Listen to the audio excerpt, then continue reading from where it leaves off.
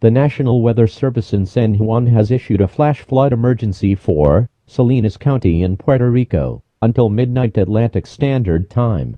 At 9:54 p.m. Atlantic Standard Time, Doppler radar indicated thunderstorms producing heavy rain in sector San Felipe and Mosquito in southern Salinas.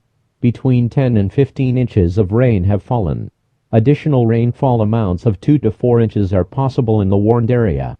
Widespread life-threatening flash flooding requiring multiple swift water rescues are already occurring, mainly in sector San Felipe and Mosquito in Salinas.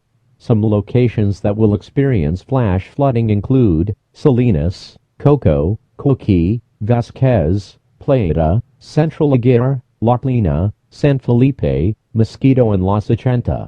If you are in the warned area, move to higher ground now. This is an extremely dangerous and life-threatening situation.